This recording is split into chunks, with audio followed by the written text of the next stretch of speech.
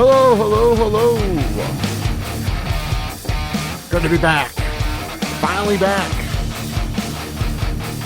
We'll explain. But welcome.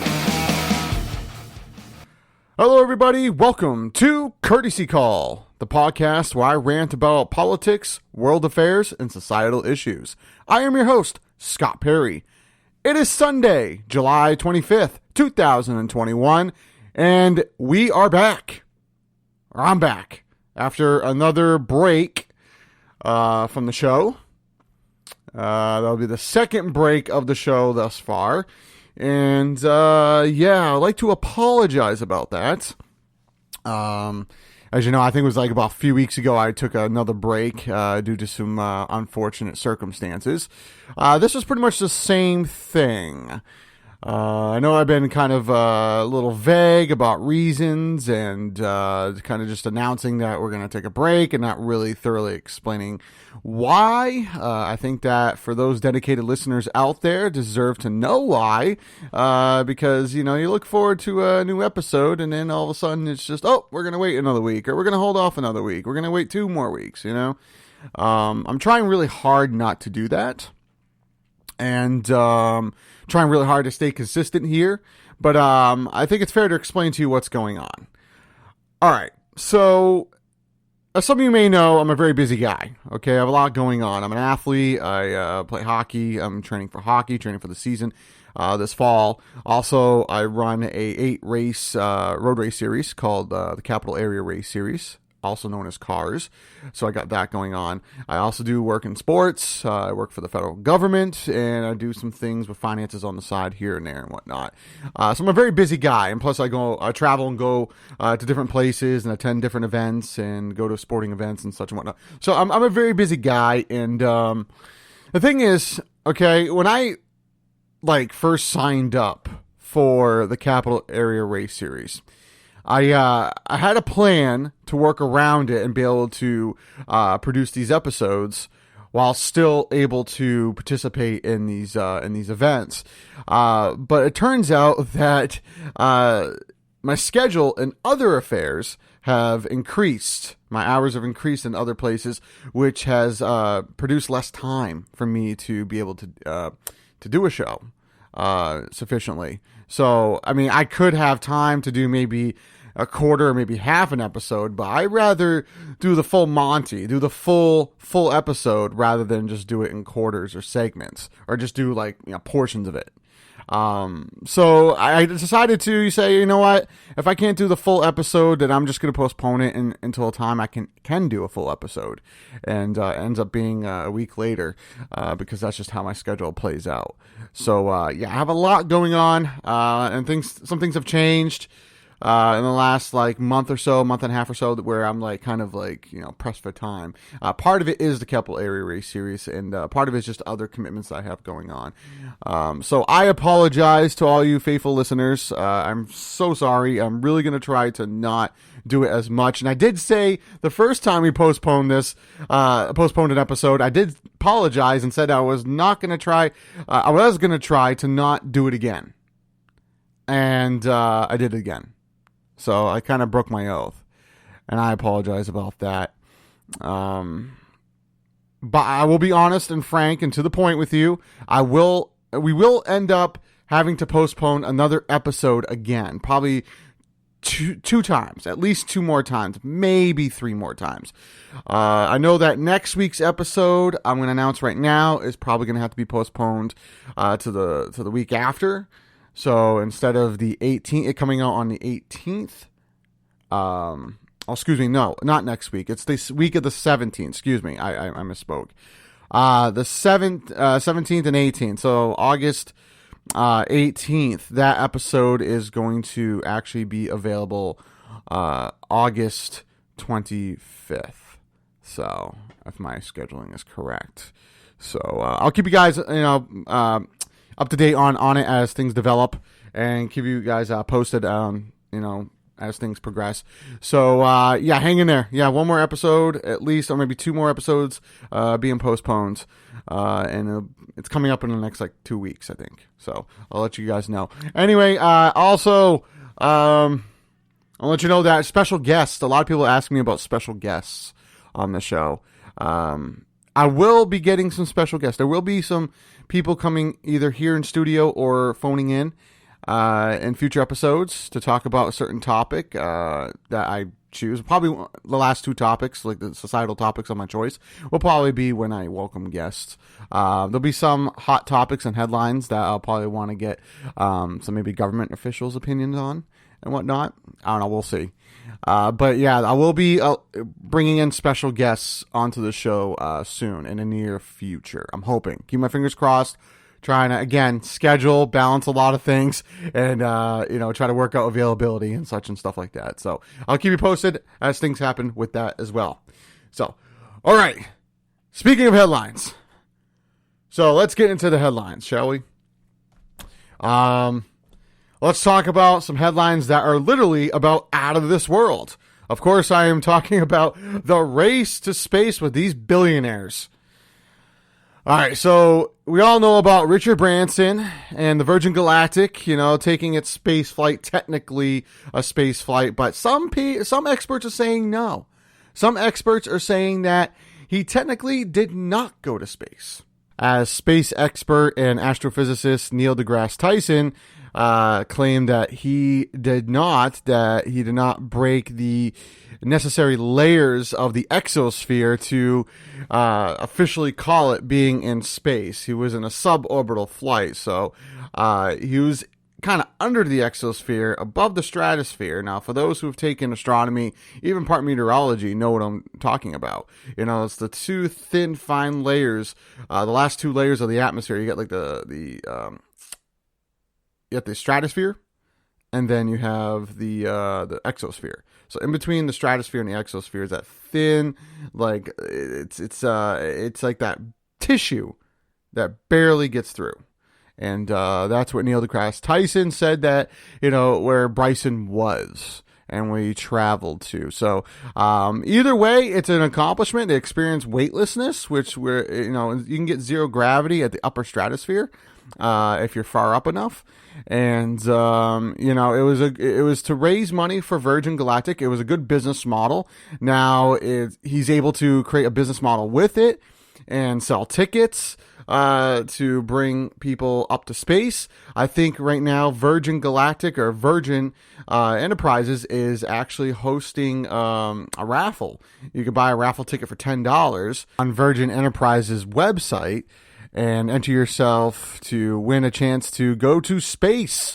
And the man himself, Mr. Richard Branson, will give you a big introduction into the spaceship and will accompany you to dinner and will give you a presentation and so forth and so forth. So if you would like to be one of the two lucky people to go to space, enter yourself now, virgingalactic.com. So I'm not trying to bump up Mr. Branson in his business model here, but I'm just I think it's pretty cool. I think it's really cool. But I think he mostly did it for a business model rather than do it just for, just exploration. I think he did it more to get more money into his pocket. He says, well, our planet's not going to last forever, which is true. And, we need to be able to explore and find other resources and other possible habitable planets to go to in case our planet decides to crap out soon. And, I agree with that, but I don't think that was his main motive. So, again, I think it was all business. And he was not the only one. He was not the only one who pulled this off. Last Tuesday, former Amazon CEO and Blue Origin CEO, Jeff Bezos, along with his brother, as an 80, 90-year-old astronaut lady, and a random friend, went into a Blue Origin rocket that I am going to... I'm going to say looked very inappropriate, the shape of a male appendage, and ejected themselves into, not ejected, excuse me, they were sent up into the same layer of the atmosphere as Branson and his team did, to also technically, I guess, say they went to space. And it was thrilling. And Bezos kind of, he made me chuckle a little bit. And, because he went into the capsule with no hat on. He walked out with the cowboy hat on. And I think that was a message saying he was like some space cowboy or something. So, but anyway, yes, we have now 2 billionaires who think they went to space, but technically went into the under exosphere and accomplished a goal. Either way, it's a good goal. I mean, they experienced weightlessness, so they were far enough to deserve a round of applause. But yes, the Blue Origin family is happy, and the Virgin Enterprises family is very happy, and Branson and Bezos are proud of themselves. But what about the rest of us Americans? Is this okay to do right now? Is this something that really we're going to clap over? It's great you want to accomplish this goal and, I guess attempt to try to find innovative plans in space exploration, but we're kind of in a world of poverty right now. We're kind of still recovering from a pandemic. People have lost their jobs and their pockets are empty. People are suffering, still striving to find food on their table, and you're going to space. There's a lot of problems that this planet is facing, and you're looking to leave it opposed to help it, really, or help the people on this planet. I don't think people really give a damn about your space travel. I think a lot of people out there are actually looking in their cupboards and trying to figure out how they're going to get food to fill them. I think it's ridiculous. They have a lot of money, and it's a smack in the face to us Americans, and it's completely it's disrespectful. It's flashing their money in front of our faces, saying we have so much money, we can send ourselves up to space, be happy about it, have a good time, blah blah blah blah, blah, and not give a dime to poverty. Now, I will say Bezos is the better of the two between him and Branson, because he did donate $200 million to the Smithsonian. There you go. Yeah. Science, museums, a very high-end museum getting an upgrade. Same thing as feeding people, right? Same thing as putting food in people's mouths and, making sure they have shelter, right? It's the same thing. No. So a lot of people are angry, and I am one of them. Because I feel, you have billions and billions of dollars. You have more money than what you know what to do with, obviously, and you won't look to help people on this planet. Crazy. You know what? How about you take another space flight? And this time, don't come back. How about you just try that Mars mission that Musk wants to do? And I hope Musk does it. And if something goes wrong, I hope nothing goes wrong. But I think part of us are just like, why don't you just leave this world then if you don't want to help it? And that's what they're looking to do, really. Yeah, because you have all this money, and the best you can do is send yourself to space. That's sad. That's sad. Space. This planet, yes, eventually will, have issues and break down and will combust. I think history has told us that the world eventually will supernova. This planet will supernova. But it's not going to happen for billions and billions of years. And if people keep going through disasters and not able to receive help, we're not going to have people billions and billions of years from now. We're not going to have the things that we need billions and billions of years from now. Yes, we need to start now to, look for other habitable, planets and resources. But I think at the same time, we need to take care of our own people and help other people. I just find it absolutely disgusting. So, and especially with Bezos. Bezos is, I believe, still the richest man in the world, or one of the richest men in the world. He's almost $200 billion in net worth. And he can't even give, I would say, 10, 15, 20 million would do poverty some justice, at least. You know, I mean, he could technically donate $5 to $6 billion, which would be fantastic. But instead, you know, we're going to space. We're going to do another space trip. Look at this, guys. I know your belly's hurt and your bellies are cramping up because it's got no food in it. But please clap for these two dickheads who want to, you know, show their pride off and be like, look, space race. We're up in the exosphere. We're floating. You know, just like the plans to get this world back on track. So, anyway, so that's my frustration with that. So speaking of the world, and in good news and good things, the Olympics just started last Friday, and I'm excited. I love sports. As you know, I'm a sports guy. I love athletics, and I love seeing these competitions. Obviously, we're rooting for Team USA to bring home most of the gold medals, right? To win most of the gold. I am rooting for a female for the 1500 meter by the name of Ellie Purier St. Pierre. She is a Vermont native and an alumni for the University of New Hampshire. Anybody who knows anything about me, I'm a big UNH fan. Go Cats. Mainly in hockey, but I like all the sports. You know, I support all the sports, including their soccer team, which who has been very dominant the past like 3 to 5 years. And hats off to them. So I also support the football and other programs. So, but UNH alum and Vermont native Ellie Purier St. Pierre will compete a week from today in the preliminary round of the 1500 meter women's 1500 meter event. So, and she is dominant. She won her trip to Tokyo, her spot here in Tokyo. In the finals, well, she did it actually, I think in the semis technically, but she won the finals and broke the 1500 meter record at the in Oregon, 3 minutes and 58 seconds, which is, as a runner, you know, that's I can say that's impressive. That's impressive. So, rooting for her to win golds, and I think she will definitely make it to the semis on the 4th, and most definitely the finals on the 6th. So keep an eye out. Ellie Purier St. Pierre, Vermont native and alumni for the University of New Hampshire track and field team.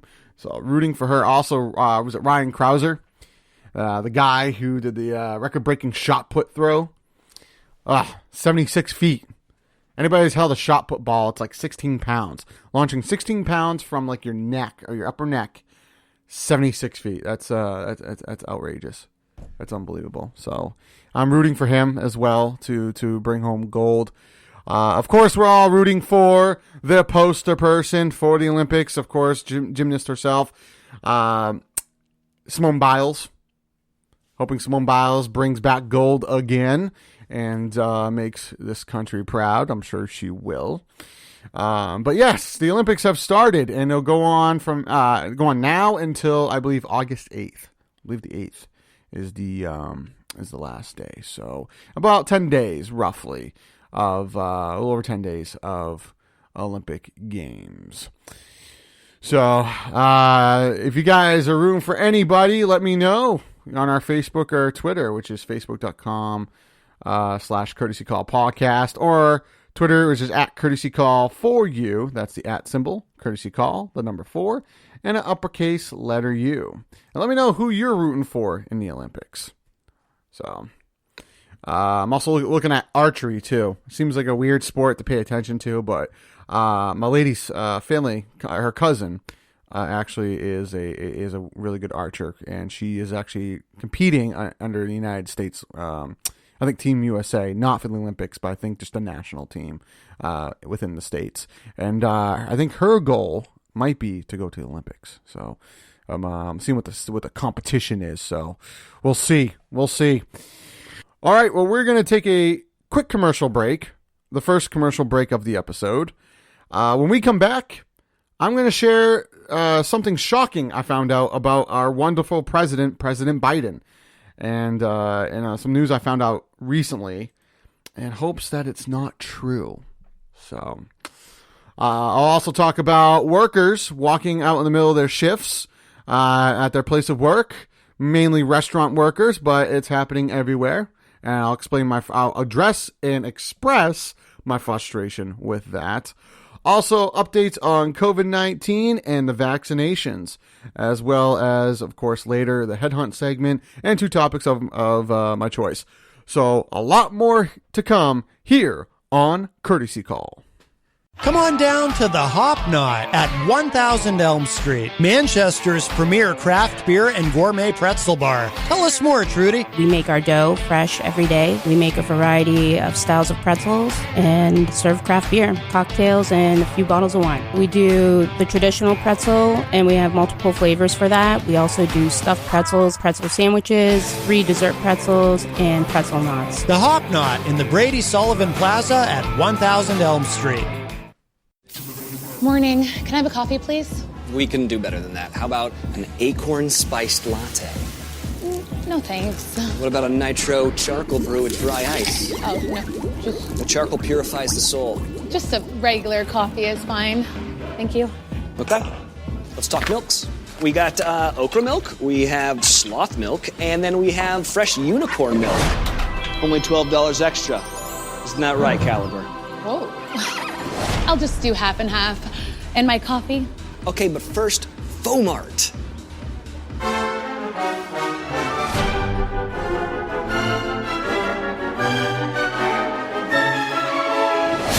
Oh. Ta-da! Okay, you know what? This is ridiculous. I just want a coffee. I'm sorry. Why does everyone leave us?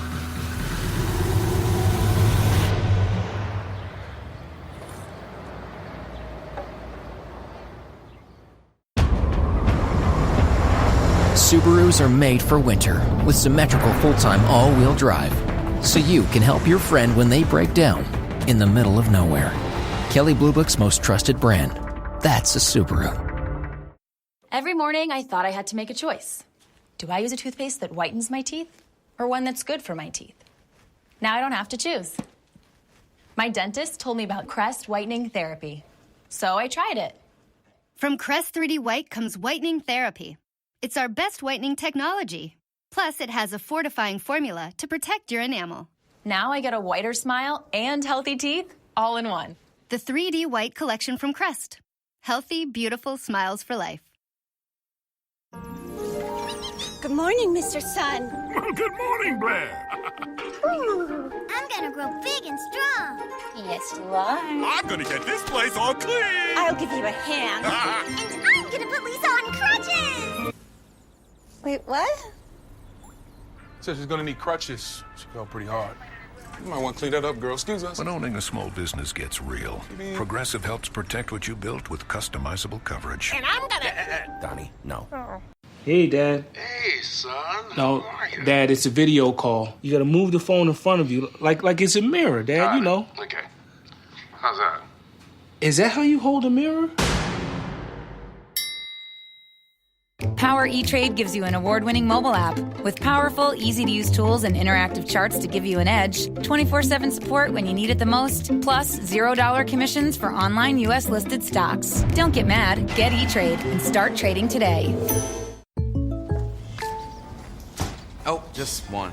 Jake from State Farm, it's the least I can do. You really did me a solid with that, Maya markdown on my insurance. Here's the deal, Maya. State Farm offers everyone surprisingly great rates. Right. No, really, there are no markdowns, just great rates. Pull around back in 20 minutes. I'll hook you up with the good parts. When you want the real deal, like a good neighbor, State Farm is there.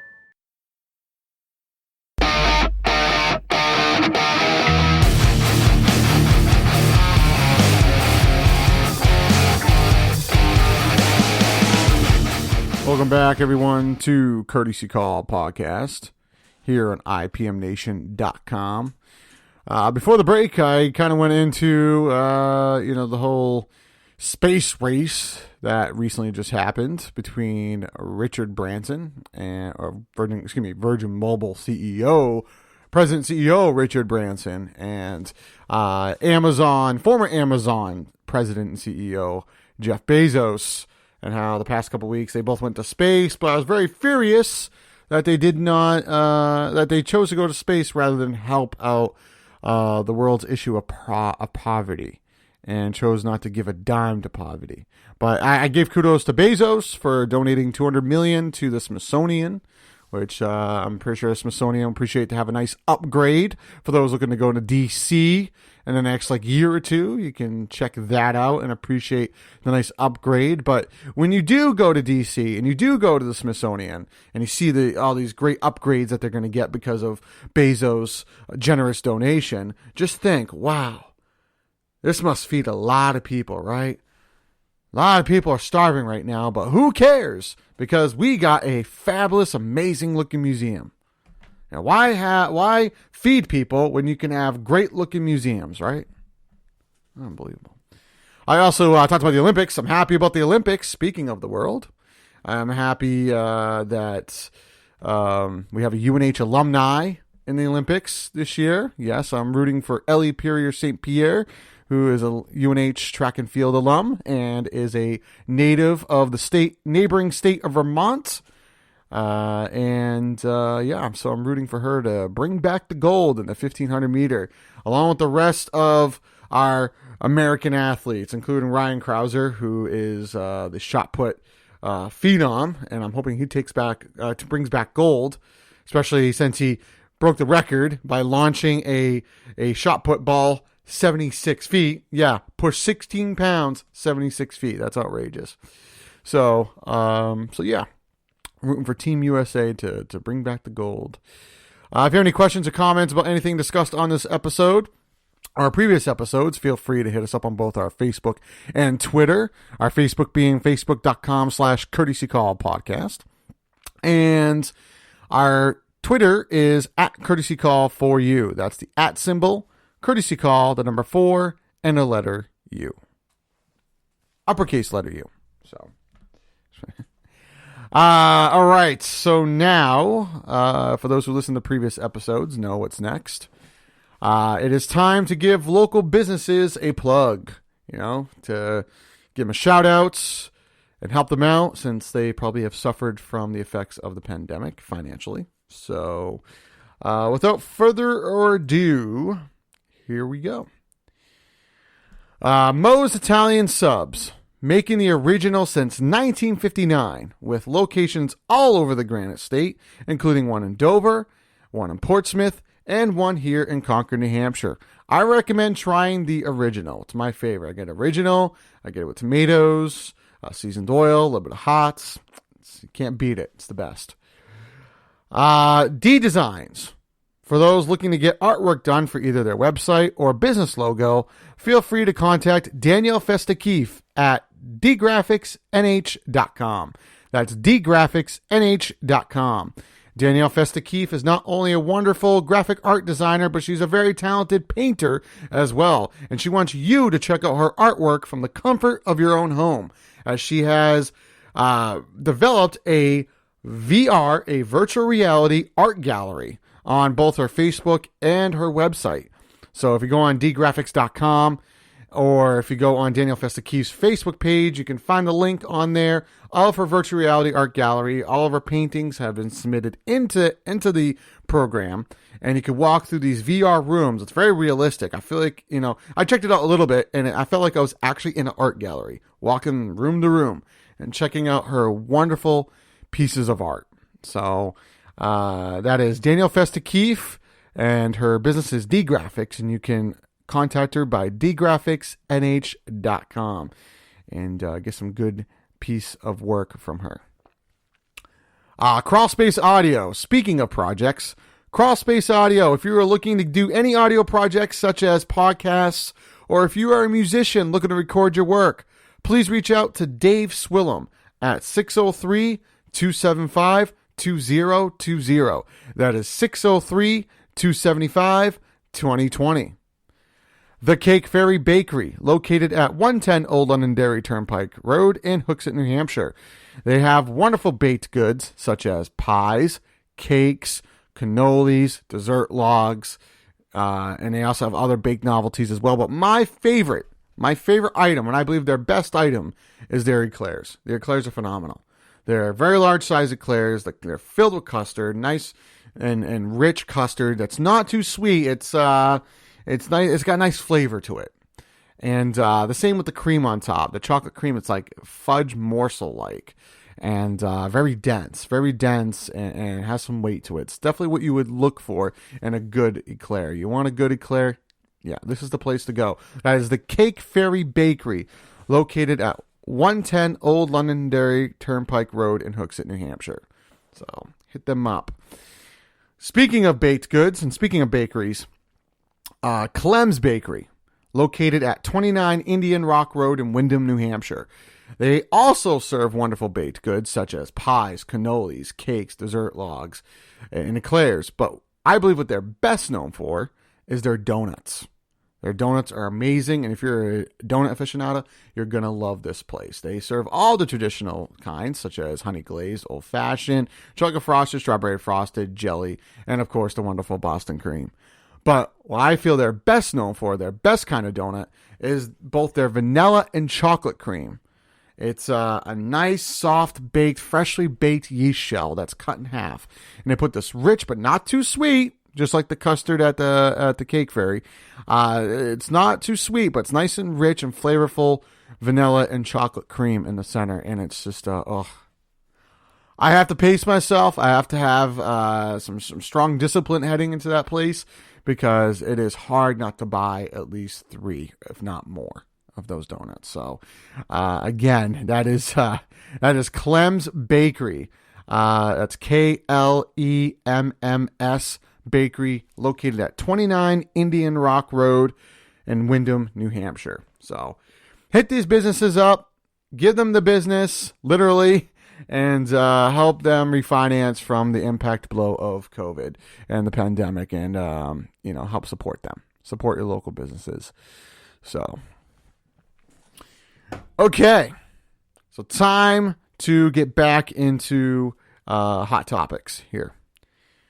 So as you know, for those who listen to many of my episodes of the episodes of Courtesy Call, I'm a big fan of President Biden. Am I a full Democrat? No. I mean, if you listen to our debut episode, you know that I am a centrist, and I've said that many times through other previous episodes. I am a centrist. But the reason why I support our president so much is because a lot of what he said he was going to run on sounded really good, like a lot of politicians do. But I believe he really is going to deliver. And he's delivered pretty much almost everything he has said that he was going to do. But there's one thing that he said that he was going to do that seems like it may be, and it's breaking my heart here. I mean, it's it's upsetting. Because it looks like that one of the things he said he was going to run on, he is not quite delivering on. And matter of fact, looks like he's going the other way. So former president, the former guy, we're just going to call him the former guy, the orange guy. You all know who I'm referring to.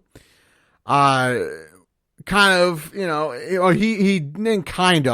aggressively, suggested a wall. He wanted to build a wall between us and Mexico.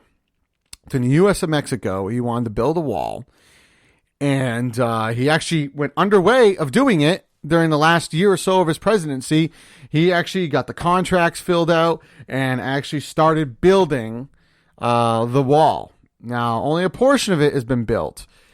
But then when our current President Biden was about to take off, he said that he was looking to tear down the wall and not build another foot of the wall. Well, check this out. Found out, it looks like, and this is according to CNN. Again, CNN, I trust them. They deliver good news. They deliver accurately. Do they look for ratings like other news stations? Of course. But they're most trusted. They've been the most accurate. And I found out that there was a family who CNN got in touch with that owns several acres of land, a large amount of land near the Texas and U.S. border. I think it's Texas. I think it's Texas and Mexico border. It's near there, and this family, now President Biden saying he's not going to build another foot, but apparently there has been government soldiers or government workers and military went onto this family's property and seized a portion of it, calling eminent domain. Now, eminent domain, pretty much, it's a law in there that permits the government to seize any property within the U.S. for government services only, for certain government services, whatever their purpose is. And looks like that this family, who has had this land for generations and generations, that's very sacred to them, a part of it is going to be confiscated, which I think is very inappropriate for government use, because get this, they're apparently going to build more wall, is what we're being told.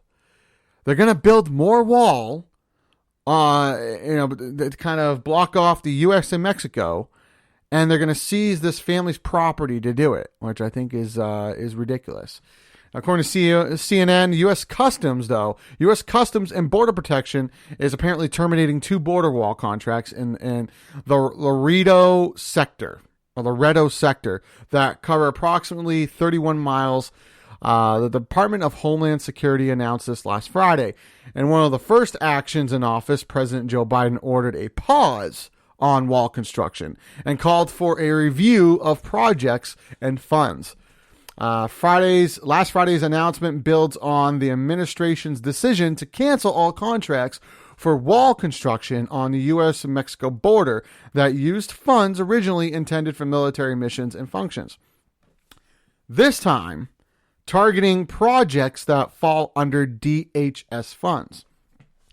The contracts for Laredo sector projects covered about 31 miles of border barrier construction and were funded with DHS fiscal year 2020 appropriations. Construction had not yet started. CBD intends to engage environmental planning concerning these barrier projects, including taking certain actions consistent with the National Environmental Policy Act, NEPA, and other status, DHS said in a statement, adding that the department continues to assess all other paused border barrier projects. And also goes on to say that last month, the White House Office of Management and Budget said that it planned to return more than $2 billion to military projects that had previously been set aside for the construction of the former Guy's border wall. And since 2019, more than 340 miles have been built in multiple locations along the border using Pentagon funds, according to U.S. Customs and Border Protection. And roughly 52 miles were built where no barrier previously existed. Some wall segments cost up to $46 million per mile, according to the White House. And it says the U.S. Army Corps of Engineers is also in the process of canceling 20 contracts for construction of southern border wall. So this is kind of contradicting. So we have this family, and part of this evidence of actual military soldiers on this family's property, confiscating part of their property as part of eminent domain, which I think is complete horseshit, pardon my language. And, they're looking to confiscate it to apparently build more wall, is what they're looking to do on this family's property.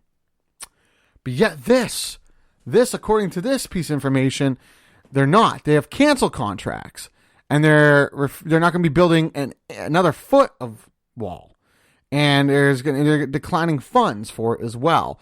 So I wonder which one is true. Which one do we believe? Is President Biden going against his word? He doesn't seem like a guy that would. If he does, I'll be completely shocked. I'm not sure what is going on.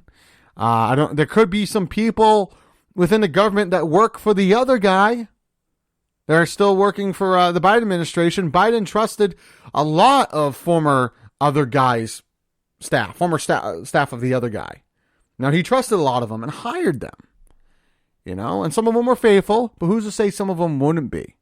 They're actually going behind his back and doing operations without him knowing. Well, it won't be long before he does know, but that's one scenario. The other scenario is maybe President Biden is kind of going against his word, and he's saying one thing but doing another, which seems like a Democrat. But then again, you know, you look at our current president, he's not like today's Democrats in a way. He's a lot like, you know, a 90s Democrat. He's more of a centrist in a way, because there's a lot of stuff that he runs on that, you know, could also be categorized as something that the far right would be all for. You know, some of the things that the far right goes on, he has supported and he's all for as well. So he takes a little bit of the left, a little bit of the right, mixes it together, and that's what he goes on. Sounds like someone familiar. You know, moi. That's what I do. That's why I am a centrist, because I believe you should take both things that you things that you agree with on both parties, or both of the things they run on that you agree with, and mix it up together and come up to your own thing. But this would be shocking if the current president is in fact, you know, going against his word, because he just does not seem like that kind of guy, to be honest. So we'll see. We'll see what transpires of this. Right now, there has been no further building of the wall. Not 1 foot more has been built since the former guy left office. And right now it's on pause. And looks like there's some contracts that have been canceled, what we're seeing here, what I'm seeing in front of me. It looks like it was. And what they're saying on CNN, there's been contracts that have been canceled. So let's hope this is true. And let's actually knock down that wall and not have a wall. Let's have security, yes, because we need to keep the border under control, make sure there's no illegal immigrants coming in to this country and are supposed to be in this country. But let's not build a wall, especially a wall that's costing us taxpayers so much money. We could use that money for something else. While us taxpayers pay up through the roof and more taxes because, you know, the government likes to abuse funds. So let's save funds, and let's not ramp up the taxes to make up for, you know, this nonsense and this misuse of taxpayers' funds. And let's save the taxpayers' funds and use it for something we actually do need. I'm sure a lot of us are in agreement. So, all right. Speaking of a crisis and trying to manage things and make sure that things are necessary. Another issue going on within our country is within the economy and within the job market. Now, is it more of the finances? I think a lot of businesses are recovering from the pandemic with financial help and financial aid from the government. But the other problems that businesses and jobs are facing today is their workers, is trying to keep a good amount of staff on their roster. And it's hard to do since there have been reports of workers, especially in the restaurant business and in the medical field, just walking out. Just have enough, overly stressed, walking out, they're done.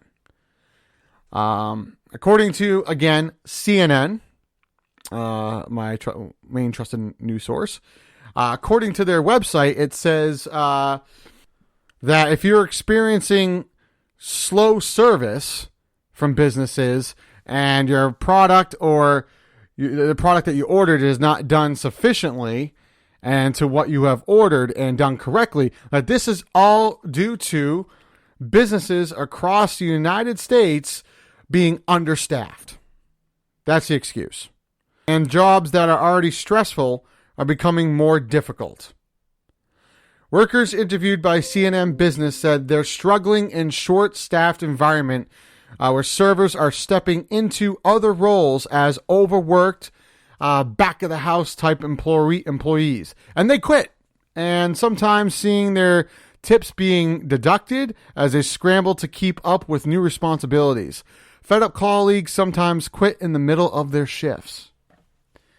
It also says that they're in a situation because during the pandemic, many workers were laid off, of course, because lack of funding, as measures required some restaurants to close, dining entirely. Eventually, when restaurants started, rehiring, they found a smaller pool of potential employees. Some moved away. Others found jobs elsewhere. So, I can't say that I'm shocked, okay? As I've been, going on about this for, several episodes now. And have expressed my frustration with it. Pretty much businesses, suffered through the pandemic You know, they had to shut down, they lost a lot of finances, and they're unable to hire more workers. And they thought it was a brilliant idea to say, hey, let's double up the responsibility onto our workers. Sure, they'll be stressed out, but hey, we'll just keep encouraging them to keep pushing along. That a company can't do well if we don't push along. We are going to stick this together, or whatever bullshit kind of excuse. If you overwork your workers, they're going to get stressed out. It's proven. It's proven. Okay? If they have more on their plate than they can handle, they're not going to be able to work as sufficiently. That is a fact. Okay? I know some people who tell me that at their jobs, they have lost some workers and they had to take on those workers' responsibilities. They got put onto their plate, and now they have to, get as much done as possible. More is piled up, and it's really, really hard to get it all done within a timely manner. So, not a smart thing to do if you are an employer. Not a smart thing to do if you run a business, to overwork your employees. Because this is what happens. This is what happens. You lose more workers, and it gets more stressful. And it gets worse and worse and worse. And you're like, why is it getting worse? I don't know. Maybe because you're piling on more stress onto your workers. What else am I supposed to do? Lower the responsibilities, hire more workers, find funding for more workers, or decrease some of your services. Unfortunately, you took a financial hit. You're going to have to suffer from it. Okay? If you don't get any help, or your business doesn't boom out of nowhere, you're going to have to make adjustments. You're going to have to find another way to cope with this other than, overstressing your employees. Because this is what happens. They just walk right out and you're in a worse situation. So how is it productive to overwork your employees? You can threaten them all you want, but there's a lot of options out there, and it's happening to a lot of businesses. I'm sure there's a lot of businesses at this point that'll welcome some workers. So it looks like the tables are turning on these employers. Once upon a time, those who were looking, the jobs, businesses were looking for people, and they were very strict and selective of who they chose. And they were getting recruiters to work in convenience stores and stores that take not even a high school diploma to work at. And they're being very strict and developing these recruiters and these huge hiring process and treating the job as if you're working at a top firm in an inner city making six figures a year or something. But in reality, you're making probably about $8.25, maybe $10 at the most an hour. Now it seems like the tables have turned, and now those people are on high demand to find workers. Well, this is why you don't be too cocky with yourself. Both the employee and the employer need to come together. They need to work together maturely to work something out to make sure things move well, smoothly, and fluently. Okay? Nobody needs to be cocky, which is why I'm going to look at the other end of the stick, the employees. You're walking out in the middle of your jobs. Okay, there's some who legitimately have a reason to. There's some who legitimately have a reason and a case to walk out of their job in the middle of their shift. However, I feel there's a lot of people out there who just don't like work. There's a lot of people who can't take simple responsibilities. I don't think every worker who has walked out has been, had a legit case that they've been overworked. I think some percentage of these people who are walking out in the middle of their shifts are people who just are lazy. Because there's a lot of them who do exist out there. There are a lot of lazy people who are out there and don't want to do work. That if they have to work more than 3 hours or 4 hours, in and out, consistently and fluently, that they just don't want no part of that. That's too much for them, so they have to go. They'd rather sit on their phone for hours, texting all their friends, looking up their Facebook messages, seeing how many likes or followers they have, opposed to actually doing their damn job. They'd rather sit around.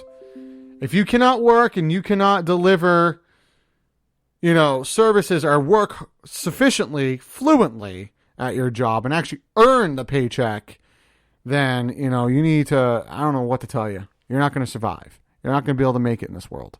That's just not how it goes. You're going to have to work. Sometimes stress comes along with work. That's just work. Sometimes you have to do more than you're asked to do. And sometimes you have to, tighten up the belt buckle a little bit and get right to work. You don't, there's no such thing as easy money. I'm sorry, or earning an easy paycheck. Okay. There's some jobs that are a little bit easier than some, But there's a lot of jobs out there that require you to work, and there's a reason for it, because the nature of that job needs to have workers who are, dedicated and willing to work hard. Look at construction workers. They have to be on the job all the time. They have to work hard all the time. And, if they don't work hard or work fluently, things don't get done in time, and you have a chance of having a big risk of projects falling apart, literally, which could injure people, invade people's safety. So you have workers out there that need to work hard. Medical workers need to work hard because it's people's health you have on the line. It's people's health that you have to take care of, and you can't just, lay back on that or slum that job. You have to be on top of your job priority in order to do your job sufficiently. Now, restaurant workers, we've known for years and years and years that the restaurant business is very stressful. I used to work in the restaurant business. I know what it's like. It is stressful. It is very stressful. And so, for me, it's, I know that if I'm going to work at a restaurant, every time I went into my shift, I knew I was going to work hard. I knew I had to work hard every minute, every hour while I was on shift. So, and I knew it was going to be stressful. And I was mentally prepared for that because I knew the nature of the job. So a lot of these workers are not used to that. The people today are much lazier than, they were 10, 15 years ago. People don't actually like to work. And their version of what they consider hard work is a lot different from what actual hard work is. Because there's a lot of jobs out there that you can compare to the other jobs and be like, okay, yeah. Maybe my job isn't as hard as I thought it was. Maybe there are a lot harder jobs, or jobs that are harder to complete and perform on a regular basis than the job I currently have. So I look at the other end of the stick. I think it's the workers as well, as workers being extremely lazy. But I also feel it's an employer as well who are overstressing their employers. It's a combination of both. And I think, again, if the employer is willing to work with the employee to make things more doable and sufficient, have patience with the employee, and be able to not overload them with work or too much work, things will work smoothly and better. And then vice versa, if the employee can work well with the employer to get things, to get communication, to be able to be dedicated at their job, actually work hard every minute, every hour, and actually earn that paycheck and deal with the unfortunates, because that's life. Sometimes you have to deal with the unfortunates. So to deal with those unfortunates, I think that having both that, employer-employee relationship and communication would make things run more fluently and smoothly, and we would have less issues. So, but that's too much to ask for, I guess, these days. So, all right, now it is time for the latest updates on COVID-19 and the vaccinations. So, as I usually do, I take the numbers out from the day before. So, these numbers I'm about to give you are dated from yesterday. They're pulled from yesterday, which was Saturday, July 24th, 2021, and are as follows. So the total number of COVID-19 cases, the total number of cases here in the United States is 34,285,360. With sadly and very unfortunate 609,870 total deaths here in the United States. Very unfortunate. Worldwide, you're looking at 192,623,328 total cases worldwide, with sadly and very unfortunate 4,136,823 total deaths in the world. That's very unfortunate. It's very sad and very unfortunate. Here in the Granite State, we hit the 100,000 barrier recently, as we have 100,106 total cases here in the Granite State, with sadly and very unfortunate 1,385 total deaths here in the U.S., which is very hasn't increased dramatically and has been very, very minimal. But it's very sad and still very unfortunate. Number of cases are going to go up, like I've said many, many times in previous episodes. The cases are going to go up. And why? It's a no-brainer. Because the CDC and the government has told us that once we get vaccinated, once we're fully vaccinated, we are able to go out into public and participate in social gatherings and social events, such as sporting events, concerts, parties, and whatnot. If you're fully vaccinated, you're able to. They say that should be fine. You should be able to do that. No problem. Now, if you're not vaccinated, if you're not fully vaccinated, you should have something to worry about. You know, that means you're not fully vaxxed. It means you can get the full effects of the virus. If you were to transmit the virus or catch the virus, you could suffer the full harsh effects from the symptoms from the virus. So that's why a good reason why you should get double vaccinated, why you should get fully vaccinated. And that's just it. When you look at these numbers, and they're rising, and they're going to continue to rise, because I think everybody at some point is going to get this virus.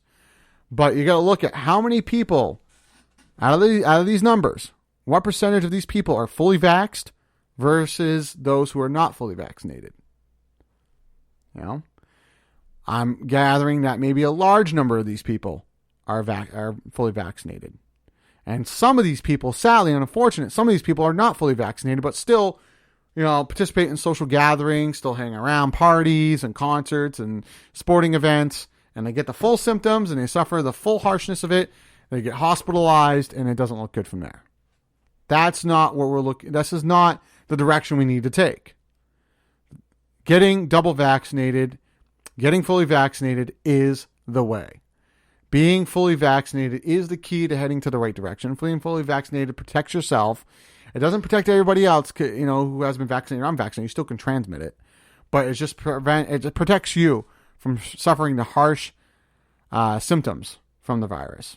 So get yourself fully vaccinated. That is the key. Get fully vaccinated. Makes so much sense.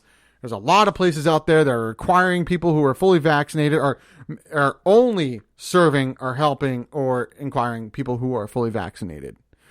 I can tell you right now, the tourist industry, you know, I know airlines are requiring people who are fully vaccinated to prove that they've been fully vaccinated in order to be on board of their plane. If you purchased a ticket and you're not fully vaccinated or cannot prove that you've been fully vaccinated, your ticket will be refunded and you will be bounced off the plane. You will not be able to fly in that airline. Same thing with cruise ships. Same thing with hotels and other resorts. So if you like to vacay and vacay properly and well, you know, good luck. There's even some public beaches that are only allowing those who are fully vaccinated and can prove that they're fully vaccinated. So yeah, it just makes so much sense to just get it done. And you're fine. The numbers look pretty great. Very good results. They say it's probably one of the best vaccines they've ever produced. And it's there's some incentives out there, and it just makes so much sense. Makes so much sense. It's 100% safe. Very safe. And yeah, you it should protect you. Absolutely. Very effective. Very effective against all the variants out there, which I'll talk about in a moment. So speaking of vaccinations, let's give the latest numbers on how many people in the U.S. have been vaccinated, who have been only got one shot versus those who have been fully vaccinated. So let's see. Here in the United States, we have a total of 339,763,765 total vaccines administered, total doses administered here in the U.S., with a total of 162,174,165 people who have been fully vaccinated, which is almost half of the U.S., which is brings up to 49.2. It should be, you know, a lot bigger. The number should be a little bit bigger than that. It should be more. It should be at least 65, maybe 70 would be fantastic, right? By now. Sad that we haven't reached that yet, but hey. Worldwide, there have been 787,000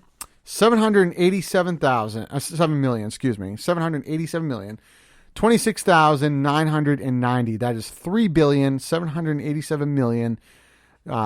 26,990 total doses given worldwide, around the world, with about 1,048,364,004 people who have been fully vaccinated around the world, which is about 13.5% of people worldwide who have been fully vaccinated.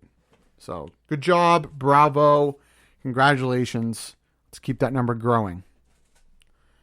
Here in the Granite State, New Hampshire, we have a total of 1,665,494 total doses have been administered here in the Granite State, with a total of 786,808 total people who have been fully vaccinated, which is about 57.9% of the Granite State. So bravo, good job, congratulations for those who are fully vaccinated. Thank you for doing your part, and thank you for helping the world and keeping yourself safe and helping us get right on track. And you'll be eligible to do a lot of fun things too. So bravo. For those who have only received one dose, which is a lot of you, let's see, 339 million in the U.S., over 339 million, almost 340.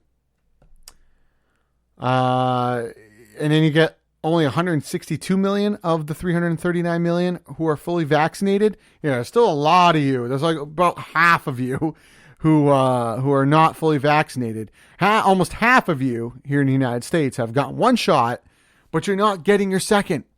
I see the numbers. I recognize the numbers from previous weeks.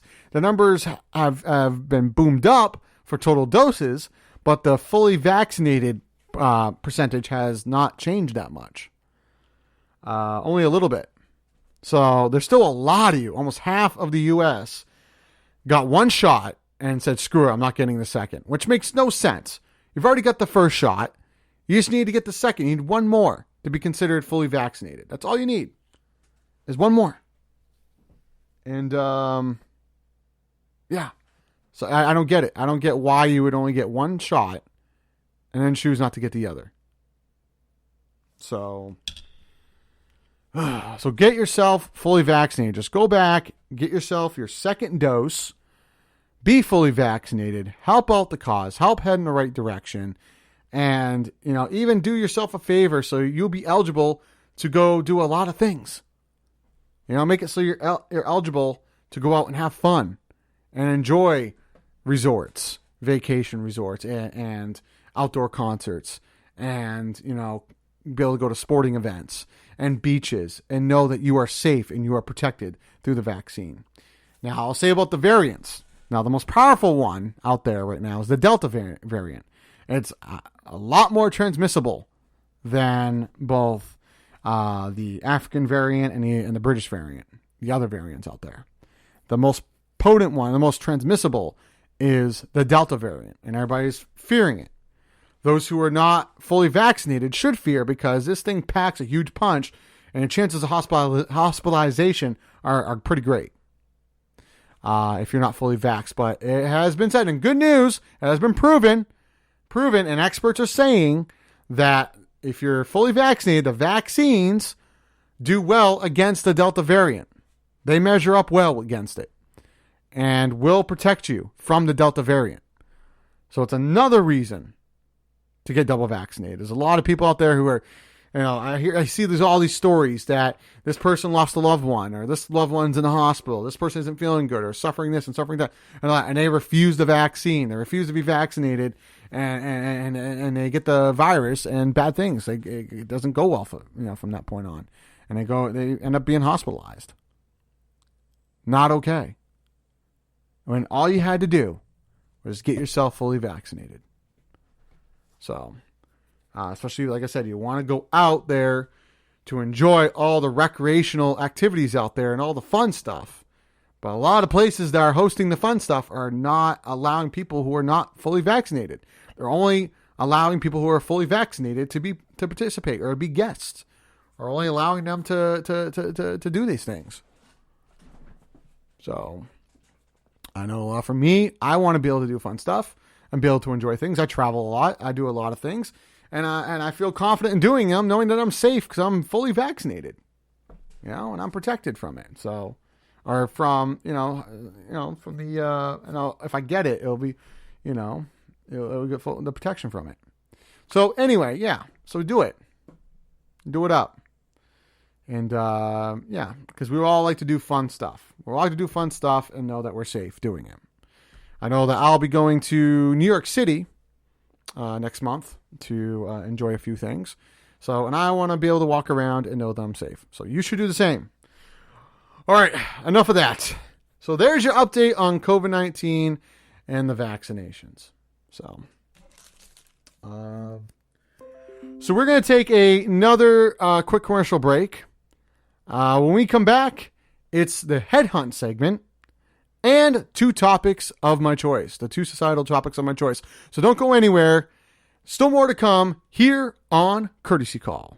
Come on down to the Hop Knot at 1000 Elm Street, Manchester's premier craft beer and gourmet pretzel bar. Tell us more, Trudy. We make our dough fresh every day. We make a variety of styles of pretzels and serve craft beer, cocktails, and a few bottles of wine. We do the traditional pretzel, and we have multiple flavors for that. We also do stuffed pretzels, pretzel sandwiches, free dessert pretzels, and pretzel knots. The Hop Knot in the Brady Sullivan Plaza at 1000 Elm Street.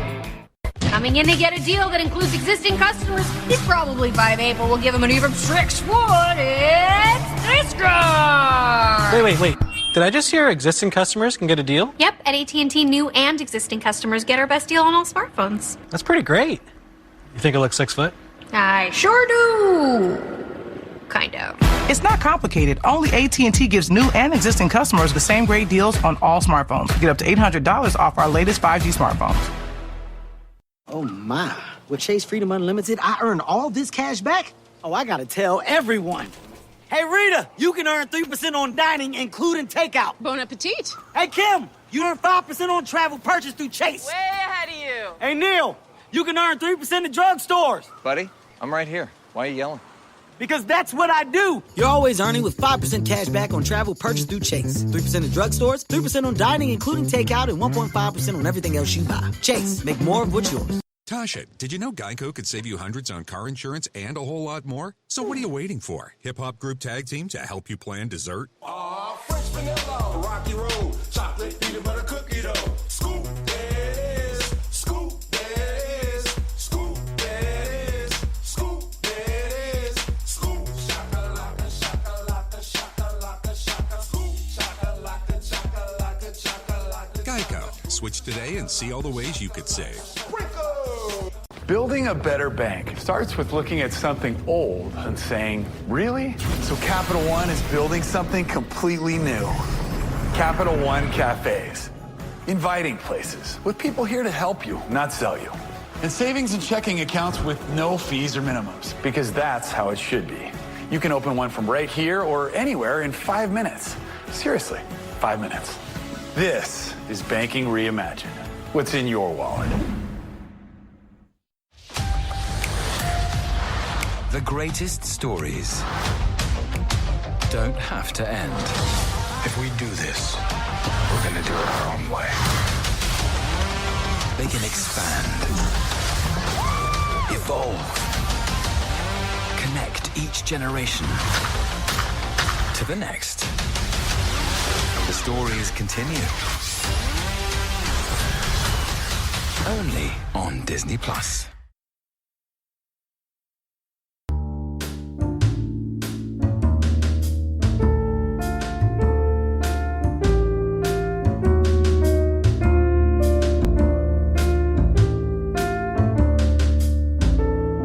Welcome back, everyone, to Courtesy Call Podcast here on IPMNation.com.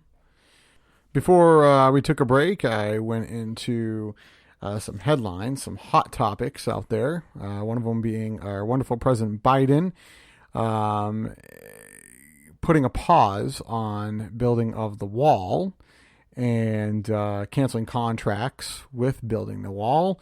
But then again, there was a family and other sources stating that he is all for building a wall and have seized the family's property to continue building the wall and seized it under eminent domain. So I thought that was a little weird and strange, and keep a close eye on that, because it would be weird to have our president go back on his word, because he doesn't seem like that kind of guy, to be honest. I also talked about the issue with workers leaving their jobs in the middle of the shift due to employers piling up their workload and causing the work atmosphere to be too stressful for employees to work in because they're understaffed, underfinanced, and like I said, overworked. So it's understandable, and I explained that if the employer and the employee were to work together to kind of, make things run smoothly and communicate, okay, they'll do this and they'll do this. This person on this end will do this and they'll do this on this end, and kind of work some stuff out to make things run smoothly. Things could work out better, but it doesn't seem like either the employer or the employee is willing to do that. It's just an ongoing issue that needs to be resolved, or else things could get much, much worse. I also gave out the latest updates on COVID-19 and the vaccinations and encouraged people to get double vaccinated, as there are a lot of places out there who are requiring it, but also it just keeps you safe if you want to go out and enjoy those fun things, such as, take a vacation at a resort, or fly somewhere, or go on a cruise, or attend a sporting event or concerts, or just go to a beach. You want to stay safe when you do these things, so I encourage you to get double vaccinated. And again, like I said, there's a lot of places who are requiring people to be fully vaccinated before entering their premises, and only taking in fully vaccinated people only, and requesting that that people prove that they've been double vaccinated or been fully vaccinated before becoming a customer or guest of theirs. So get fully vaccinated, do it. It makes so much sense. It keeps yourself safe, and you're able to do a lot more fun stuff, and you help the progression rate of things and us move towards the right direction. So if you have any questions or comments pertaining to anything that's been discussed on this episode or our previous episodes, feel free to reach us out on both our Facebook and Twitter pages, which is Facebook is facebook.com/Courtesy Call Podcast. And our Twitter is @CourtesyCall4U. That's the @ Courtesy Call, the number 4, and uppercase letter U. So hope you guys are enjoying your weekend, or what's left of it. Hope you guys are getting ready to head into work, head into the grind for another week, right? I know for me, I'm looking forward to this week. Today, actually this afternoon, I'll be at a Fisher Cats game, watching the Fisher Cats take on the Reading Fighting Phils, which is the affiliates of the Philadelphia Phillies, as you can guess. So I'll be enjoying that this afternoon with a couple of friends and some of my folks. Also, tomorrow I am excited because I'm going to go see the Red Sox play the Toronto Blue Jays in Boston at Fenway. So, and I think it'll be one of my first I've been to. I'm going there with a couple of buddies of mine, and we're going to grab we have good seats. We're going to grab some beer and hot dogs and sit down and watch the Sox go. They've been doing very well this year. So, and they've actually been doing very well against the Blue Jays. So I'm anticipating a win tomorrow night. So yeah, tomorrow I'll be in Boston, Fenway Park, Sox and Toronto Blue Jays. A couple of buddies of mine. And then I hit the grind right after that. I go back to work on Tuesday. So can't wait. Should be a lot of fun. I actually have a lot of ball games I'm going to. So I'm going to go to one in New York. I'm going to New York next month. I'll be in New York City. I'm going to go see the Sox and the Yanks. Yes, rivalry. I'll talk more about that later down the road as it happens. But I'm also going to check out the Woo Sox, the new Red Sox AAA affiliate. So they got moved from Pawtucket to Worcester. So definitely some ball games, some sporting events. Might look to go to a concert. I know in a couple weeks I'm going to go on a cruise to the Isles of Shoals. So I haven't really been on there either. So I'm going to do a full day cruise with my family. So that'll be fantastic. So a lot of things to look forward to. And I feel confident in doing them knowing that I'm fully vaccinated. And and I can enjoy them a lot more and be allowed to do a lot more things. So definitely worth it. So do it. Get yourself fully vaccinated. Oh, and I almost forgot, and I can't believe I didn't say this or announce this before, but while I'm in New York next month, I will be attending the King's late night show. You're asking me who the King is. The King of late night. Now, I'm not talking about Jimmy Kimmel, because he's in LA. So, I'm talking about New York late night show host. Yes, the man himself, Stephen Colbert. I'll be an audience member, a guest audience on his show on the 16th of August. So, can't wait. Always wanted to go to one of his shows, and now I'm going to be able to. So, the 16th of August, I'll be an audience guest on the Late Show with Stephen Colbert. So, that's going to be awesome and quite a good experience. So, anyway, get yourself fully vaccinated. It's worth it, okay? All right, now it is time for the segment known as the Headhunt segment. For those who haven't listened to previous episodes who do not know what the Headhunt segment is, this is part in the show where I go on social media outlets or other sources, look for articles that have been posted, and find some questions or comments that are posted underneath in response of that. And I find comments that feel like they needed more added on to it or could use some education, and I add my 2 cents worth. And I look for questions that I feel haven't been answered at all or answered sufficiently, and I answer them for that person, that has commented underneath. So I'll usually pick about 2 or 3 of these, and I like to, announce them just in case, because chances are, if these people are posting these things, if they're making comments again on these topics, and they're asking questions about it, there are other people who are doing the same. And chances are, some of you listeners may be wondering or saying the same thing, and I like to clear that up for you guys as well. So, without further ado, here is the Headhunt segment. And like I said, I picked 2 or 3 of these. This article is off from, ding, ding, ding, shocker, CNN's Facebook page. Facebook page I use often, and I use for sources regularly, on a regular basis.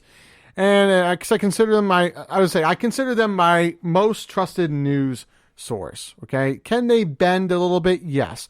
Could they twist the truth a little bit, just a tiny bit for ratings? Possibly. But overall, they're very accurate, very truthful, and I trust them. They're the most trusted in my opinion. So this first article is actually about what I talked about earlier, about President Biden and the border wall deal. And it states on here that the Biden administration terminates 2 border wall contracts in Texas. It was Texas. I knew it. And CNN put, U.S. Customs and Border Protection is terminating 2 border wall contracts in the Laredo sector that cover approximately 31 miles. So that's good to hear. Good to know. So if this is true, this is great. I think that he's living up to his word, not to build more wall, not to add more onto the wall. And matter of fact, take away all the contracts and let's get rid of the wall. Add some security, absolutely, because we can't have illegal people coming in and out of the U.S., but at least add some, so definitely have some security, but take down the wall, because it's nonsense and it's a misuse of taxpayers' dollars. So, and we have a woman by the name of Jennifer who commented underneath this article and said, shock.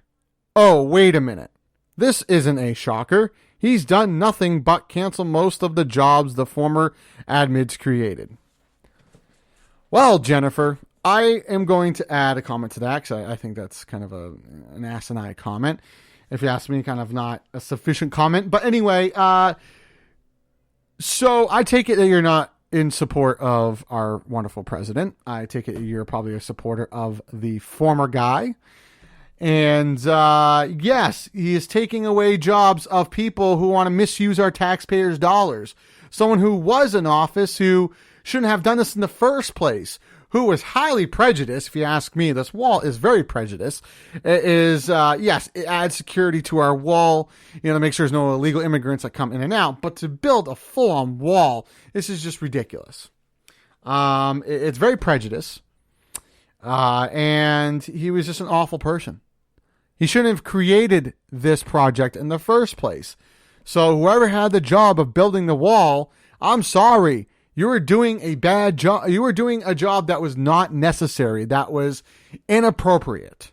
And you should have had a hunch that when a new administration comes in, and it would be very cocky to think that, that Trump was going to, or that former guy, pardon my language, that the former guy was going to get reelected and your jobs are still going to be safe. That would be a very arrogant way of thinking, wouldn't it be? So to know you're going to work on this job and there's a chance that your job is going to be probably cut right in the middle of it, it should become the no shock. Zero shock. There should be nobody working on the wall. The wall shouldn't even been built. So who was working on it was doing something that was completely wrong and unethical. And so they lost their jobs. I'm sorry. If I go in and I say my job is to, go build a giant tank that ejects gas into the atmosphere and harms people, I can't be shocked that they take it down and all of a sudden my job is taken away because I'm doing something that's wrong, So President Biden is doing wonderful by getting rid of contracts and getting rid of those awful jobs. And the former administration was terrible. The former administration was the worst administration we've had in history. So, yes. That I agree with. So, all right. So let's grab another article. So, shall we? All right. So this one is also off from a very trusted news source that I consider a very trusted news source. This is off the Facebook page of MSNBC. So I like them. I think they're very accurate. Do they also bend the truth a little bit for ratings? Yes. But overall, they're very accurate. And, now, this is interesting. Now, speaking of vaccines, this article is about states why some Republicans changed their tune on vaccines. And I noticed that as well. A lot of Republicans who once said, don't get vaccinated, it's terrible, blah, blah, blah, blah, are now promoting vaccines and saying, and encouraging people to get, fully vaccinated. Get the vaccine. It's good for you. It does well. Probably because they've seen the effects of what happens when you don't get fully vaccinated. They've seen the results and they're like, oh, okay, maybe we should get fully vaccinated. Yeah. And it says on here, all in with Chris Hayes. In the last few days, we have seen conservatives coming out to finally state the obvious. Vaccines are saving lives. But why? And here's a person by the name of Tony commented underneath. They know no matter how much they try to rig the elections in their favor, that they need their voters alive. It's against the rules to vote for family members that pass away, as we found out from the Republicans that tried it in the 2020 election.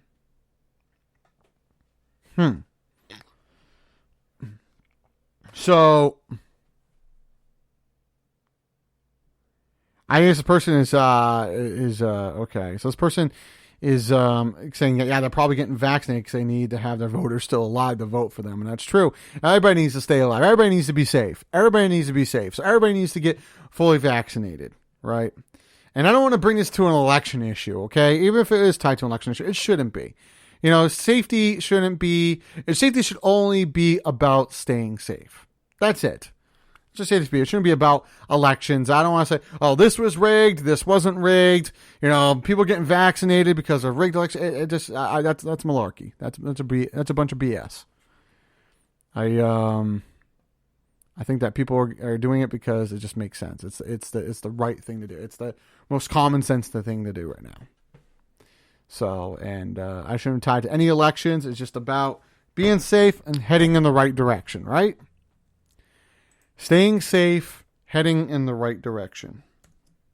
So, thanks for posting there, Tony. I appreciate it. So, All right, so the last article, but not the least, is off from WMUR News 9's Facebook page. For those who are not familiar who WMUR News 9 is, for those who live here in the Granite State in New Hampshire, it's our main news source locally, our main local news source that does both local and national news headlines. So, and this one is about probably one of America's favorite beverages. Yes, one of America's favorite morning beverages. It's not orange juice. Pretty sure you can guess what it is. Yes, I'm talking about coffee. The wonderful cup of joe.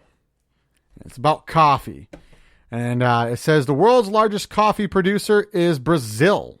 And it is in a drought, but that's not the only thing pushing prices. This is about experts explaining why coffee prices are on the rise again. Price of coffee has increased a bit. I've noticed that. I'm a coffee drinker. I do like drinking it occasionally. I will go to a cafe. I'll get a cup of Drip Joe, or sometimes I will just get the ones at Dunkin' Donuts or at Dunkin's, excuse me. But most of the time, I purchase coffee at the store, at the supermarket, and on the grounds, and I make coffee here. I brew it here in my home. So, but yeah, when I do go out, I do notice when I do grab a coffee at a cafe that the prices are a little bit higher than what they were, and I've wanted to know that as well. For me, it's there's no comment underneath this, which is weird. This was posted yesterday afternoon, which I think is strange. Why there's no comment underneath it yet. I just want to make a comment and just say that, it's probably on the rise because there's other countries who are in droughts or also suffering financial impact from the pandemic. Also, they're probably suffering from, slow production because of workers. So there's a lot of variables that are playing into this of why production in general, not just coffee, but groceries and other goods could be at a slower rate. And it's because, the economy is so damaged from last year. So we're still recovering from that. We're still trying to get back up on our feet from it and such. So I would say that, expect prices of coffee and prices of goods all around to be higher than usual. I would say that it wouldn't last long. It won't be long. I would give it until probably the end of this year. Maybe even earlier, that you start seeing prices of beverages and goods starting to decrease a little bit more once you get the handle on it and people recover financially from the gap. So that from the impact of the pandemic. So so hang in there. Yeah, but hang in there. I know that coffee is one of the most consumed beverages in the country, if not the world. So I know it's a huge delicacy, it's very popular in Europe, is what I was getting at. So, yeah, we'll have to see. We'll have to watch out for that. So, all right. Well, that's the end of the headhunt segment for this episode. And now it is time for the 2 societal topics of my choice. Now, before I go into this, usually I like to give a little bit of a review of things I've talked about in the past and how they're doing lately and how I feel they're doing, and give a little update on it. For instance, piss poor driving, people's driving etiquette and, driving violations and stuff. That's still continuing. It's going to continue for a while. I don't expect this show to help cure the problem entirely. I expect maybe it to help a few listeners, but ultimately it's got to be the Department of Transportation and the government needs to promote more safety on the roads. Law enforcement needs to be a little more strict on the roads and, stop preventing all these accidents. I see accidents everywhere I go during my commute. I would say every 15 to 20 miles, I'll see about 3 to 5 accidents. 15 to 20 miles, 3 to 5 accidents. That's outrageous. That's way too much. And because people are continuing to be stupid, not looking when they merge, don't know how to merge. People need to be educated on how to merge. There needs to be a class on top of a class just teaching people how to merge. And I think I think this is what will cure the issue. I think this is what will cure the problem with poor driving. I think every 5 to 10 years, those who have valid driver's licenses and want to get them renewed, Every renewal date, you should have to take a class and get re-educated on the rules of the roads. You should sit through a class, and if you are in violation, you should go take another class.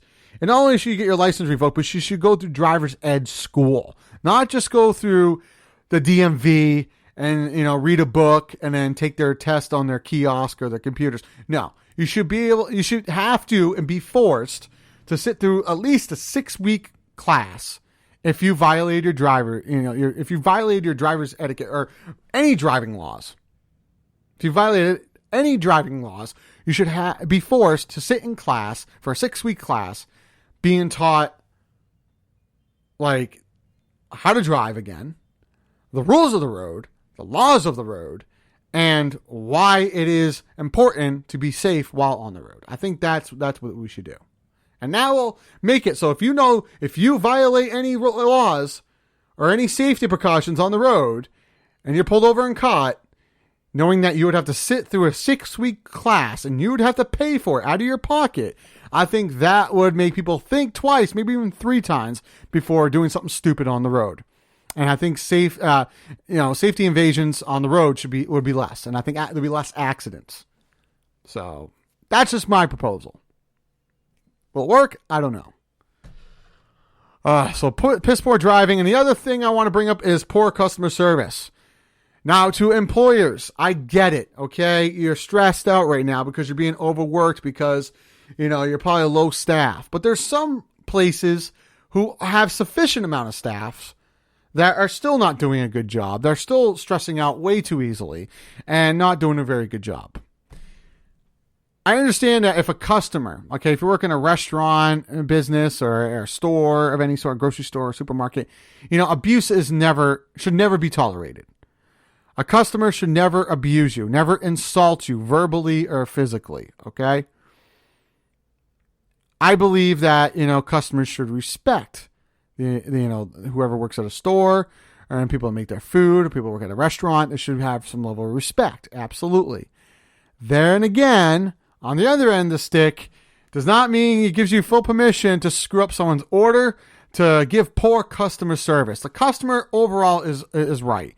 If customer pays for something to be made and you screw it up, that customer has every right to be upset with you. And if you screwed up multiple times and they still want to do business with you, that customer should have every right to help direct you to do a better job, to make sure you do a better job. I think if that customer is a paying customer, to make sure you make what they paid for correctly, they should be there to make sure it is done right. And if they see you screwing up right in front of them, not making their item correctly or producing that item correctly, they should be able to call you out on it. I understand that's stressful, but if you do a good job in the first place and set yourself up for success by writing things down and then reading what you have written down correctly, then you wouldn't mess up and you wouldn't have to deal with someone giving you directions or kind of prompting you to make it right. I think it's within that customer's right to make sure what they paid for is made the way they want it. That's just how it should be. Okay? So stop giving customers a hard time. Do your job sufficiently. Put yourself in their shoes. How would you like to not receive help or have your order made wrong or not get any customer service help and you're wandering around a store for like an hour trying to find same item? Okay? This disrespect needs to stop because I know for me, I will not tolerate disrespect. And I'll do whatever I can to make sure respect is restored with employers to customers. But I'll also fight for the employer side to make sure customers are being respectful to employers. So it's got to be an exchange. There's no way around it. Okay? Thank you. Now for the 2 topics of my choice. I want to get into something that has been bothering me for a while that I have not gotten into yet. And I feel a lot of people will agree with me on this. And it's probably stating the obvious here, but I just need to get this off my chest. And I want to talk about the potential misuse, or the factual misuse of taxpayers' dollars. Because we know it's happening. we pay every week or every month, every week, 2 weeks, a month, wherever your pay schedule is. You know, we get a certain percentage taken out of our paychecks, out of our pay, called taxes, right? They go towards, you know, paying for infrastructure. You know, how make sure our roads are built well, the highways are built well, make sure facilities are built properly and they're still funded and they're running properly and such, something like that. Also, it goes into making sure the government facilities are running well to help continue to produce good services through the community. Also, a percentage of our taxpayers' dollars are supposed to go into helping the elderly when they go on their Medicaid insurance and Social Security, to make sure they have a retirement fund as well, to help those who are in need of medical insurance, medical care, so forth and so forth. Do you think, and asking you listeners, do you think, and this is rhetorical, do you think that all of our taxpayers' dollars are being used for those things, for what it's intended for? No. I think some of it is.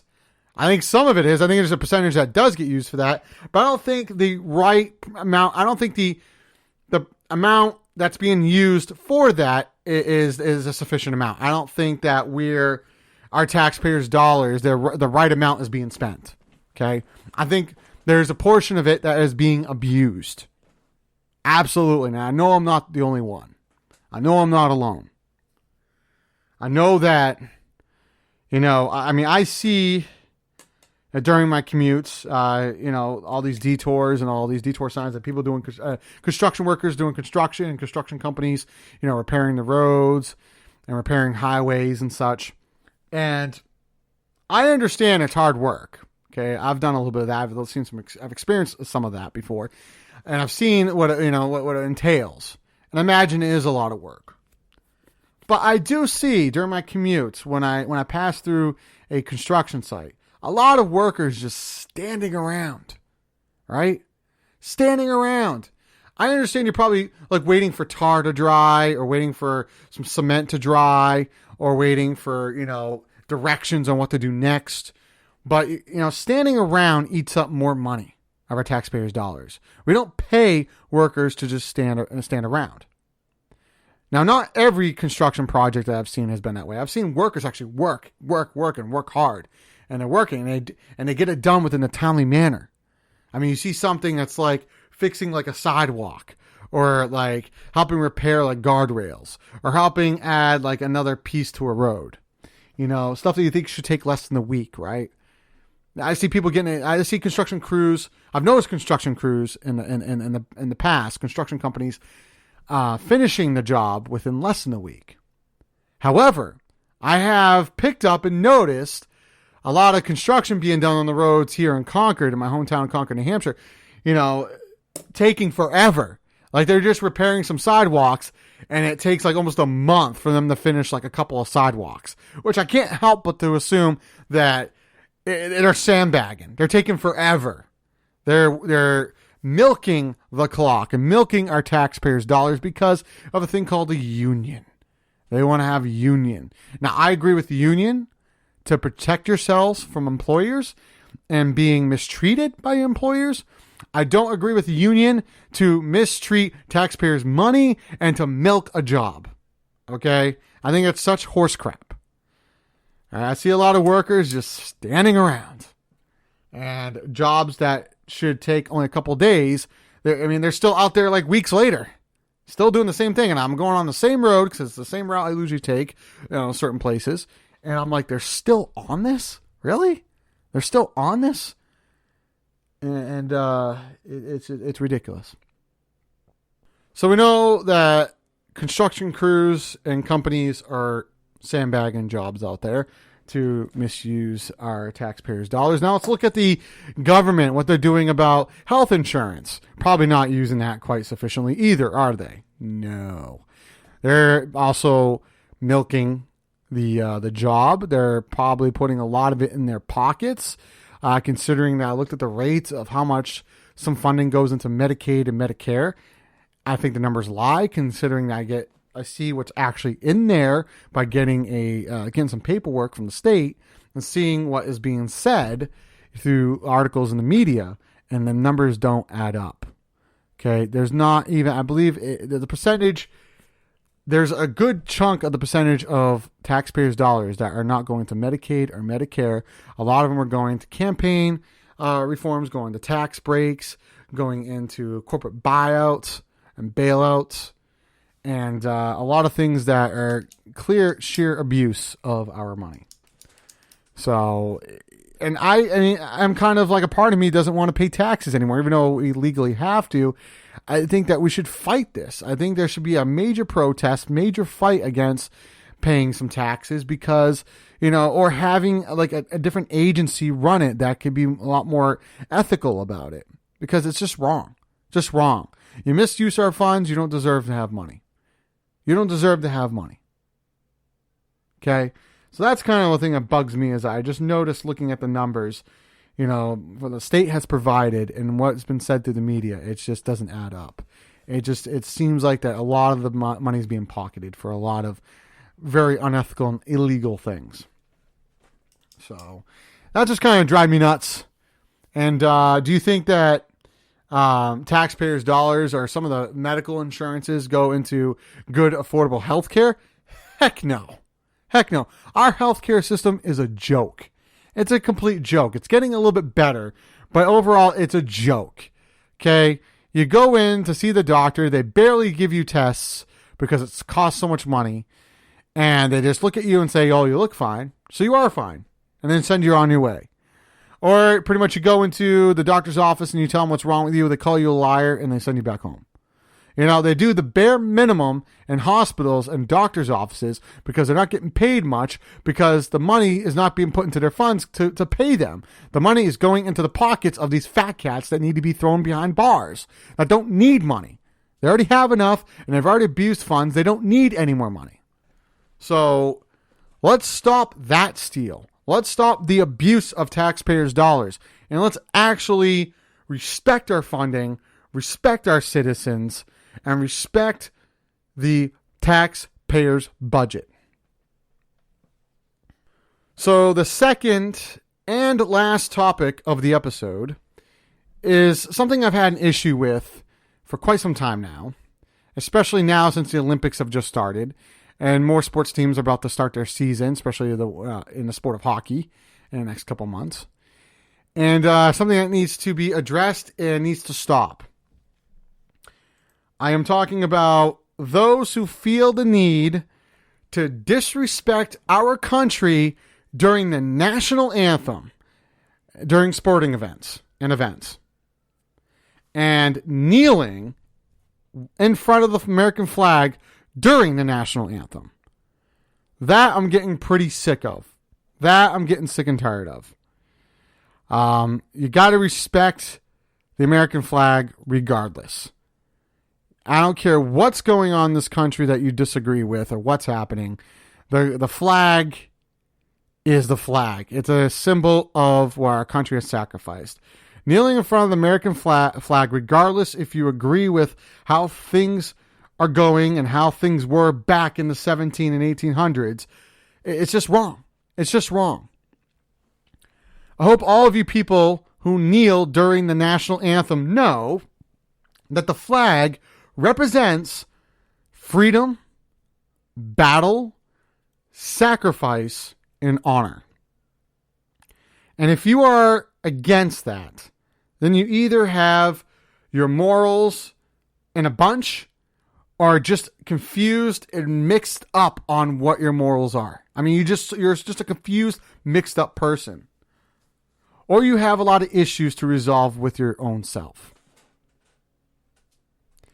Sure, Christopher Columbus and his men, they raped and pillaged Native Americans to gain control of this country, of this land, and settle this country. And sure, slavery was a thing that was heinous, horrendous, and horrific. That should never have happened. And a lot of heinous and lewd behavior occurred back in those times. And yes, there have been some poor management of certain activities by our government.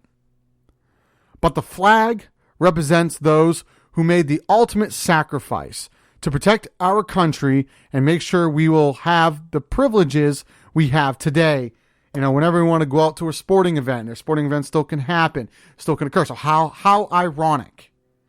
We're still able to go enjoy concerts. We're still able to go do the fun things, go on vacation, have pizza on Fridays, have food on our tables, have the freedom to choose our own will and to do what we will. That's what they did.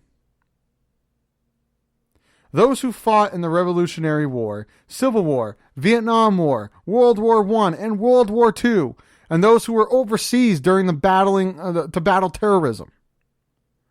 That's what the flag is for. That's what it represents. And if you feel the need to disrespect our flag, you are disrespecting those soldiers who served, and you have complete issues that desperately need to be handled. It doesn't stand for, trying to, resolve your own issues that you got going on within yourself. It symbolizes America to strive for, freedom and to strive for, the respect. And it's to show respect to those who made the ultimate sacrifice, during those battles. So if you feel the need to kneel in front of the American flag, remove yourself from the stadium, remove yourself from the facility or wherever you are, and get out of this country. You don't like the way things are done, when we're trying to run the country the way America is supposed to be run, and you don't like the American way, the true American way, there's the door. Leave. So I know that when I don't agree with what's going on in the country. There's a lot of issues. You hear about it on every episode. If you listen to almost every episode, at least listen to most. Listen to a few, 3 to 5 episodes would tell you that I obviously have a problem with the way this country's run. And I have a lot of issues with things that are going on in this country. It's obvious.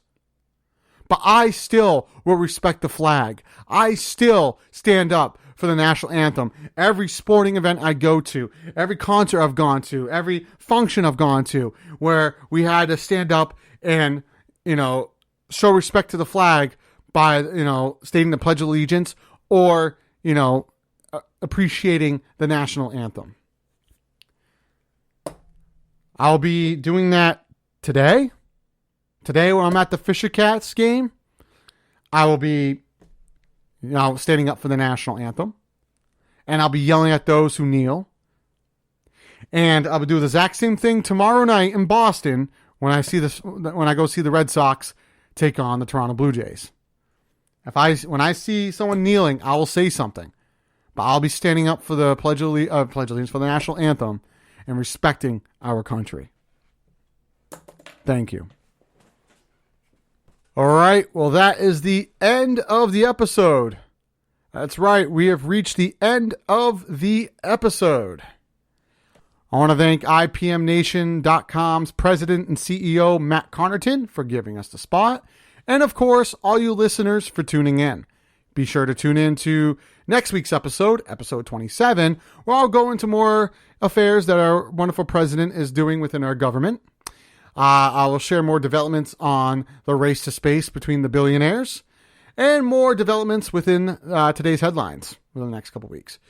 Also, more updates on COVID-19 and the vaccinations, as well as a new headhunt segment and 2 brand new societal topics of my choice.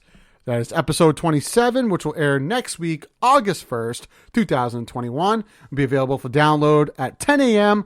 on IPMNation.com. Also, feel free to check out Matt Connarton's Matt Connarton Unleashed, weekdays at 4 p.m. on 95.3 WMNH and right here on IPMNation.com. All right, on behalf of Courtesy Call Podcast, I am your host, Scott Perry. Be kind, be mindful, and do your part. Enjoy your week. Bye-bye.